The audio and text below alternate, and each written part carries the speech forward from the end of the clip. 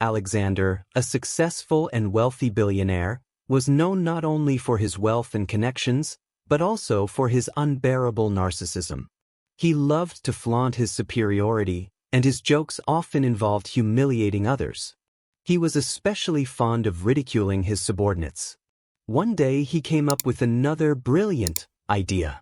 In his mansion lived a maid named Amelia, a quiet and modest girl with an attentive gaze and soft voice. Her appearance did not attract attention, and she seemed too plain for such surroundings. Alexander decided to invite her to a private concert for the elite of the city, confident that she would look like a white crow, thus entertaining his arrogant friends. "Amelia," Alexander called out to her with a smug smile, "I want you to accompany me to an important event. I'm sure it will be a chance for you to see a world you haven't even dreamed of." Amelia was slightly embarrassed, but she agreed. Alexander was the epitome of narcissism. From childhood, he was used to getting everything he wanted.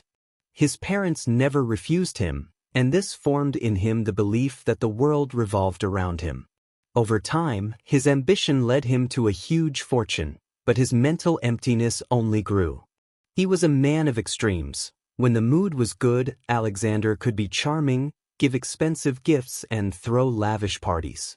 But as soon as someone did not please him, anger flared up, which could not be controlled. Everyone around him knew, if you dare to say no to Alexander or hint at his mistakes, a real storm awaits you. Every evening began the same way. After a busy day full of commands and orders, he would return to his huge mansion. The first thing he would do was open a bottle of expensive whiskey. Sometimes he would have a few glasses, sitting in a leather armchair and looking at the fire in the fireplace. It was his ritual, a drunken narcissism where he felt he was the greatest man on earth. Often he invited home women whom he picked up among models or just beautiful girls from his neighborhood. For him, they were only temporary entertainment. Alexander liked to show off his power and money, lavish dinners, brand-name dresses he could easily buy to impress them for one night. But as soon as these women showed in any way that they were independent or had an opinion of their own, Alexander immediately lost control. "You think you can say no to me?" he once yelled at one of his guests who didn't want to stay the night. His voice rattled throughout the house. "Everybody wants to be with me. Or do you think you're better than me?" This was typical of him. He didn't tolerate rejection. If someone dared to leave, Alexander immediately forgot about them and called for the next one. One day Alexander organized a party on his yacht. All the guests enjoyed music, champagne, and the sea breeze. However, one of his girlfriends accidentally spilled wine on his favorite shirt. Her apologies did not save the situation. Alexander burst into an angry tirade in front of everyone. "Do you even realize how much this shirt costs? You don't even deserve to be here." He then had security drop her off at the nearest dock without a thought for her safety. All the guests were silent. No one dared to cross Alexander. Everyone feared him, perhaps hated him. But everyone was captive to his money. He paid too much for the people around him to stay with him. When one of his former business partners turned down a deal that could have brought Alexander a huge profit, he didn't hesitate to offer a bribe. But when that didn't work either, he used his connections to arrange the collapse of the partner's company stock. For Alexander, it wasn't just business, it was revenge for an insult. Even his subordinates feared him. Everyone knew that all it took was one mistake and Alexander would kick them out without any regret. But he could also punish publicly. He liked to shout at the staff in front of guests, proving his superiority. All this made Alexander an isolated man. He had money, connections, and power, but no real friends or close people. His narcissism became his only company, and all he wanted to prove was that he was superior to everyone else. And that's exactly the kind of person he walked into that night's private concert with Amelia, confident that nothing and no one could shake his perfect world. But reality was preparing him for a very different lesson. Alexander showed up in a luxurious suit, Amelia in a modest but elegant black dress she found in her modest closet. There was no makeup on her face, her hair was simply gathered. Alexander hummed, thinking that she looked ridiculous enough to serve as an object of ridicule. The entire elite of the city had gathered: politicians, entrepreneurs, socialites, and media personalities. Alexander and Amelia entered the hall, and he gave a quick wink to his friends, letting them know that the show was starting. "Who is it?" one of Alexander's friends whispered with barely restrained laughter. "My new companion," he answered mockingly. "I think she is worthy of this evening." Soon the concert began. Alexander sat in the very center of the hall, showing his importance.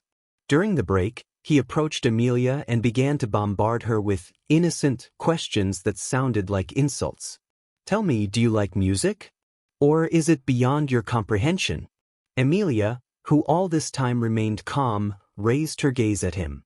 "Alexander, music is not just sounds. It's stories, feelings, and passion. But you don't seem to have access to it."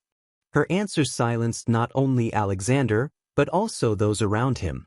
"Are you being clever?" he hissed, trying to save face. But Amelia didn't stop there. She stood up, turned to the gathered crowd, and calmly said, "True value lies in who you are inside. And no amount of money can change that," she said, looking him straight in the eye. The whole hall fell silent. Alexander felt the eyes of everyone present fixed on him. It was a new experience for him to be publicly humiliated. Until this moment, no one, especially women, had dared to cross him. He was used to being a god in the eyes of those around him, all-powerful, untouchable. But instead of being ashamed or reconsidering his behavior, Alexander felt something else entirely: sporting interest. Deep inside, his ego boiled over. He needed to reclaim his power, to put this defiant girl in her place. Her boldness didn't just hurt him, it enraged him. He believed that everyone around him had to play by his rules. And if someone disagreed, he would find a way to subjugate. On the way home, Alexander was silent, but his thoughts were turbulent. "Amelia, do you think that was brave?" he muttered when the car stopped in front of the mansion. His voice sounded calm, but there was a storm raging inside. "Did you decide you could challenge me?" She didn't answer, just calmly got out of the car and headed toward her chambers. This silence added fuel to the fire. She didn't even feel the need to justify herself or to be afraid. That night Alexander could not sleep. He walked around his huge house, thinking about what had happened. He decided that whatever it took, he would show Amelia who was in charge. He would make her regret this evening. But deep inside, something he'd never felt before began to stir. It wasn't just irritation. It was something akin to respect mixed with anger. For the first time in his life, Alexander had met a man who had not succumbed to his power and wealth. And that caused more than just anger. It fueled his excitement. Amelia was now his personal challenge. The next day, Alexander woke up with a new purpose. He no longer wanted to simply humiliate Amelia. Now it had become a game of sorts. She had challenged him, and he was going to show her that he alone set the rules of this game. Alexander decided to proceed in several stages. First, he was going to make Amelia doubt his confidence, then break her emotionally, and finally get her to recognize his superiority. But he was going to do it with subtlety and sophistication, creating the illusion of generosity. The first thing he decided to do was shower Amelia with gifts. Her room was transformed: new Italian silk linens, a luxurious armchair, designer dresses, and jewelry were neatly arranged in the closets. Alexander knew that most people succumb to the lure of material possessions. He expected to see gratitude or at least confusion in her eyes. However, when Amelia saw the change, she only calmly put the expensive jewelry away in a drawer and went on with her business as if nothing had happened. Her indifference made Alexander even angrier. A demonstration of power. The next day, he assigned her an unusual task: to accompany him to an important business meeting. Alexander expected Amelia to feel awkward and lost surrounded by rich and businessmen. He deliberately expressed complex and harsh thoughts, hoping that she will be confused. But Amelia behaved confidently and calmly. When one of the partners asked a question addressed to her, She answered intelligently and briefly, which aroused the respect of the audience. There was a flicker of approval in the partner's eyes that took Alexander off guard. It was his night, not hers. Alexander began to realize that simple tactics would not break Emilia. Her steadfastness only fueled his excitement. Each of her refusals to comply acted as a challenge. That night he sat in his office with a glass of whiskey in his hand. He remembered their every interaction, her calm gaze, her confident words, the way she never lost her dignity in any situation. For the first time in his life, someone was making him feel weak, and it was a simple maid. "All right, Emilia," he said aloud. "If you want to play this game, I'll play it. But I always win." The next day Alexander decided to change his tactics. He was going to address her weaknesses. He needed to understand what was important to her in order to use it against her. He called his personal assistant and asked him to gather complete information on Emilia, her past, her family, her interests, all her weaknesses.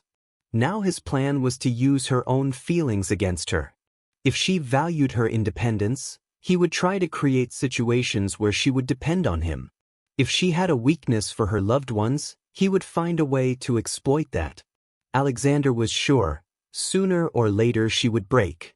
But despite all his excitement, somewhere deep inside him, a strange feeling was brewing. It was either respect for Emilia or curiosity. And it was a feeling that kept bothering him. Alexander spent several days gathering information about Emily. His assistant gave him a full report. She was an orphan, raised in a small provincial school. She had a younger sister who went to college on a scholarship, but the family didn't have enough money to cover all the expenses. Emilia worked part-time jobs herself to support her sister and allow her to get a good education. It became her biggest goal in life. The next day, Alexander summoned Emilia to his office. He sat in his luxurious leather chair, leaning back against his desk with his usual smug smile. "Emilia," he began, "I hear you have a sister who goes to college. And she's having money problems." Emilia tensed. She wasn't used to someone interfering in her private life. "I want to help," Alexander continued.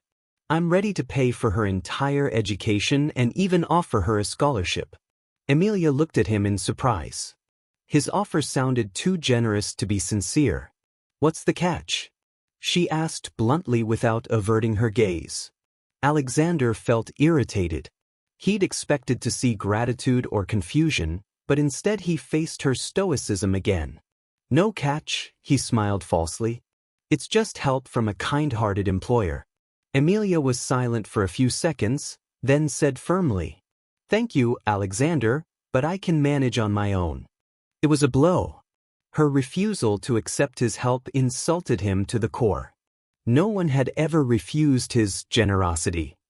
The next day, Alexander decided to create a situation where Emilia would feel dependent on him. He contacted the college where her sister was studying and insisted that the scholarship be reconsidered, under the pretext of a financial audit. This meant that her sister's scholarship could be reduced or even suspended in the coming months. Emilia found out about it almost immediately. When she arrived home, there was a look of worry in her eyes. Alexander watched her with the shadow of a smug smile. He knew the pressure would make her break sooner or later. A few days later, he called Emilia into his office again. This time he seemed softer and more sympathetic. "Emilia, I heard about your sister's situation. It's terrible that the college decided to cut her scholarship. I'm still willing to help. All you have to do is say yes." Emilia, despite her inner turmoil, said no again. "No, Alexander. You can do whatever you want, but I will never sell my freedom." Those words hit his ego.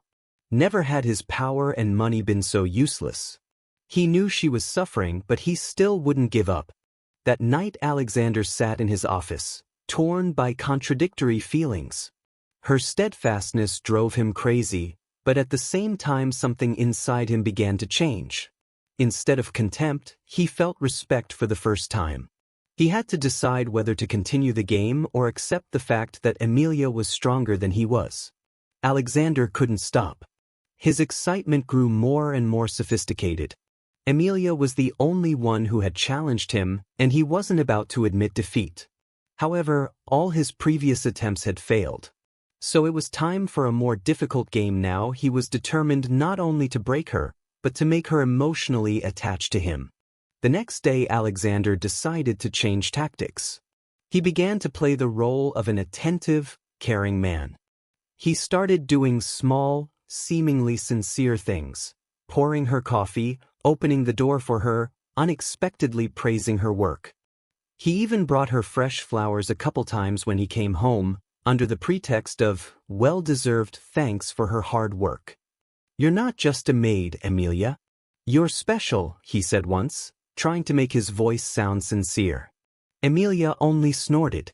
She could see through his falseness, but she decided not to react yet. She knew that if Alexander was changing, he was preparing for the next blow. To confuse her, Alexander decided to create the illusion of his vulnerability. One evening he invited her into his office, looking unusually serious. "Emilia," he began quietly, "you see me very differently, don't you? An all-powerful millionaire who thinks only of himself. But really I am tired. Money doesn't give happiness. My life is empty." Those words were a clever lie, thought out to the last detail. He knew that such confessions usually move women. They tend to see such words as a chance to fix a man. But Emilia looked at him with her usual cold certainty. "You know, Alexander, if you are really tired of your life, then change. But so far I see before me a man who plays games. And I don't play games." Alexander gritted his teeth, but tried not to show his disappointment. In desperation, he decided to strike at her most vulnerable spot, her sister. He called the college principal and insisted that Emilia's sister's scholarship be officially suspended. He was sure this would make Emilia break down. The next day, Emilia received a letter from the college stating that her sister had to leave the dormitory if tuition was not received within a week. It was her worst nightmare. Emilia burst into Alexander's office with the letter in her hands. Her eyes burned with anger. "Did you do this, Alexander? Did you go this far?" He met her gaze with a cold smile. "You've backed yourself into a corner, Emilia. You have a choice: accept my help and do as I wish, or let your sister lose everything. Which will it be?" Emilia stood with her fists clenched. She couldn't believe how low he had fallen. But instead of breaking down, a new resolve awakened in her. "I thought you were just a narcissist. But you're a coward, Alexander. You're trying to subjugate me because you're afraid to admit I'm stronger than you." Those words stunned him. He'd expected tears, a plea, but instead he received another blow to his ego. Emilia turned and walked away. And for the first time, Alexander felt more than anger, he felt defeat. Alexander couldn't just let this go. Every word Emilia said echoed in his head. "You're a coward. You're afraid to admit that I'm stronger than you." Once again he felt a humiliation he had never felt before. That humiliation fueled rage in him, but at the same time something strange, a mixture of interest, curiosity, and even vague respect. His pride, however, still demanded revenge. He decided that he would now proceed more subtly. He could not break Emily directly, so he would have to win her over and then make her submit. The next day Alexander changed his behavior. He completely stopped shouting at the staff and became polite and friendly. His staff and maids could not believe their eyes. The former rude narcissist turned into a gracious master of the house. Emilia watched his changes with wariness. She was well aware that it was a game. But Alexander was acting too skillfully. He began to invite Emilia for walks to luxurious places, where he demonstrated generosity and gallantry. One evening he took her to a restaurant on the roof of a skyscraper. The view was breathtaking. The stars were shining so brightly that it seemed you could reach them with your hand. Alexander seemed to be a completely different person, calm, deep, with a subtle irony in his conversation. "Why do you persist?" he asked suddenly. "Why don't you accept my help? I could change your whole life." Emilia looked at him calmly. "Because it's not help, Alexander. You're not used to just giving. Everything you do is part of your game." Those words hurt him again, but he held back. The next day, Alexander decided that his next move would be much more spectacular. He found out that Emily's sister was going to leave the college because of debts. Alexander went there in person to supposedly, accidentally, intercept her. He made a scene where he paid for the girl's tuition, showing generosity. Emilia's sister was amazed and called Emilia to thank him. But when Emilia returned home and saw Alexander, her eyes burned with anger. "You think you bought me with this act? You're wrong, Alexander. I will not let you manipulate my life." Alexander felt helpless for the first time. It hurt him to hear her words, but he couldn't stop. He was sure that if he continued, sooner or later she would give in. Now, however, a very different kind of feeling began to stir in his heart, a growing respect and even affection that he could not yet accept. His game was becoming more and more confusing, not only for Emilia, but for himself as well. Alexander was angry with himself.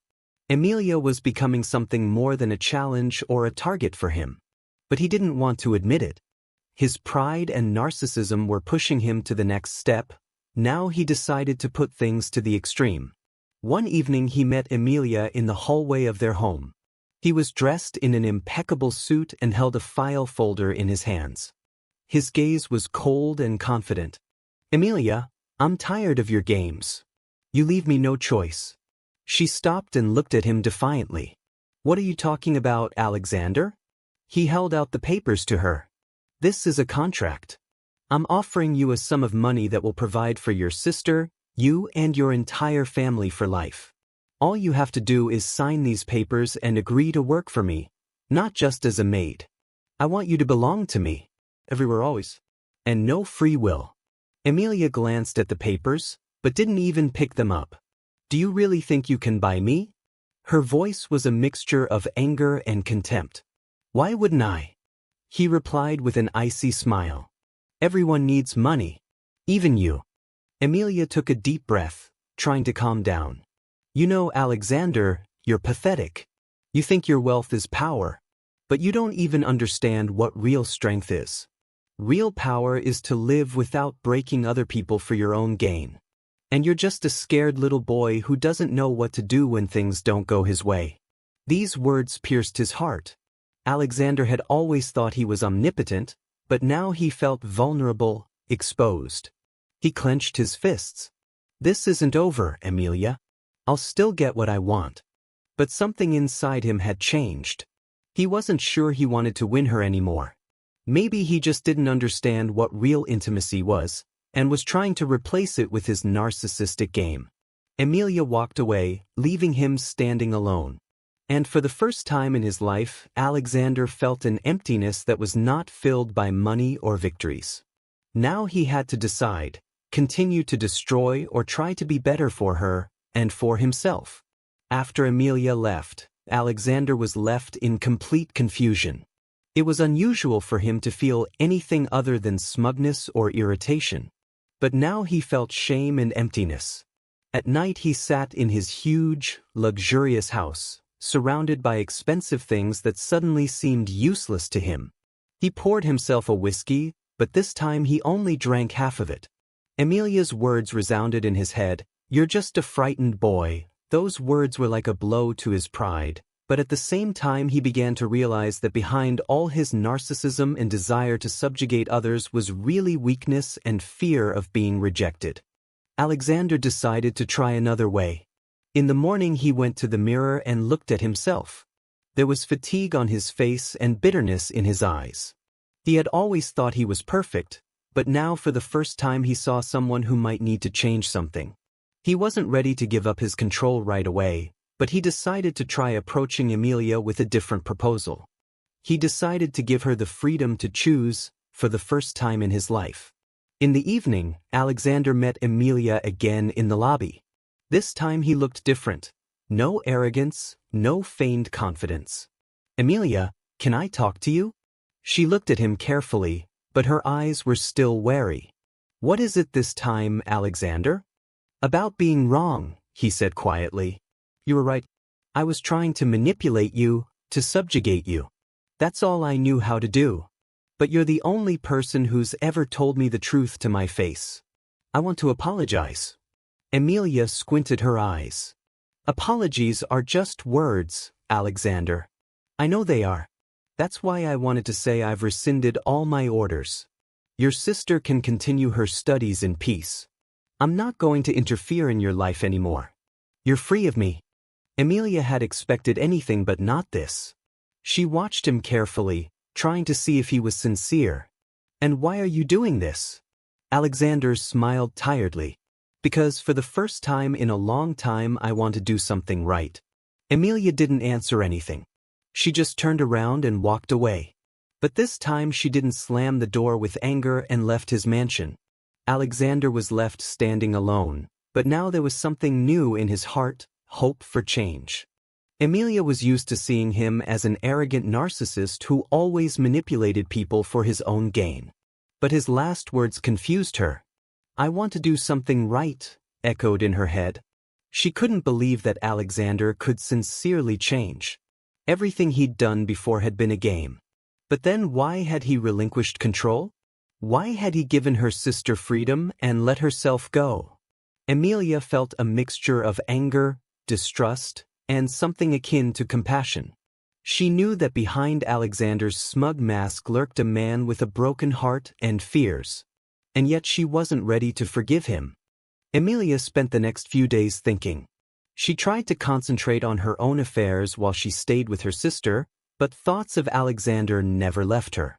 She thought back to all the humiliation she had endured because of him, and the anger flared up in her chest again. He's just trying to manipulate me in a new way, Emilia convinced herself. But her heart was telling her otherwise. She saw something in his eyes that had never been there before, sincerity. On the third day, Emilia, walking near the cafe, noticed her sister with her friends. The girl was happy and excited. She was loudly telling her friend what had happened to her. That Alexander, he paid for everything and didn't even ask for anything in return, she said. Maybe he's not so bad? Sister's friend said. Emilia frowned hearing those words. It's too easy. He's used to buying everyone. Sister said proudly. Time passed. Alexander didn't try to seek out Emilia anymore. He let her decide for herself whether she wanted to communicate with him again. It was a new experience for him not to be in control. And for the first time in years, he felt that perhaps this was how the path to a real normal life began. Emilia, on the other hand, decided that she didn't want to remain in the dark any longer. She wasn't going to forgive Alexander for the past, but she wanted to understand what he was really up to. If he had truly changed, she wanted to see it with her own eyes. Emilia walked up to Alexander's office and knocked quietly. A few seconds later, the door opened. Alexander looked tired but calm. Emilia? He was genuinely surprised by her visit. Emilia still felt distrust, but something in his demeanor had changed. Her heart was ready for a battle, but perhaps this was the first meeting where they could both try to put the past behind them and find something new even if it wasn't at all what either of them expected. There was silence in Alexander's study. The fire crackled in the fireplace, casting soft reflections on the walls. Alexander walked nervously to the window and looked out into the night. He was not the type of man who knew how to apologize, but for the first time in his life he felt the need to do so.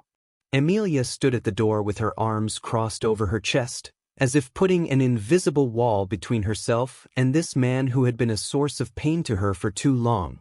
You wanted to talk, Alexander, she reminded him. So he turned around and looked her straight in the eye. Emilia, I've been horrible to you. I know that. I thought I could control everyone and everything around me. Money was my only tool because it was the only thing I knew how to do. I didn't see people. I didn't see you. His words sounded sincere, but Emilia remained wary. Why did you change? Why did you decide to leave me alone? Alexander lowered his gaze. Because I realized one thing. You're the only person who wasn't afraid to tell me the truth. You didn't try to please me or take advantage of my power. You made me see myself for who I really am. And that hurt. Emilia stared at him for a long time, trying to see if his words were sincere. Alexander, pain is no excuse for what you did. You hurt me more than once. And it can't just disappear because of a few words. Alexander nodded, taking her words for granted. I'm not asking you to forget. All I'm asking is that you give me a chance to make things right. Even if we're never close again. I want to be a better person, because of you. Emilia felt her inner anger slowly fading away. She saw that in front of her stood a man who was trying to stifle his ego for the first time in his life. This was not like another game. I forgive you, Alexander, she said softly. But you must realize that forgiveness is only the beginning. The rest depends on how you proceed. His eyes flashed with gratitude. I understand that. And I won't let you down. Emilia stepped forward and held out her hand to him. He took it gingerly, as if afraid of breaking something fragile. There was no romance in the gesture, just respect and trust that was beginning to bud anew. For Alexander, this moment was the beginning of his new journey. He no longer saw himself as a man who should control everything. Instead, he wanted to learn to respect people and build honest relationships with them. For Emilia, this was liberating. She felt no longer dependent on her pain and resentments. She could now look forward to the future with confidence that her dignity remained intact. They both walked away from this conversation changed. Though their paths may never cross again, they each drew a major conclusion for themselves. Strength is not about controlling others. Strength is about seeing each other as people and being willing to change for the sake of something greater.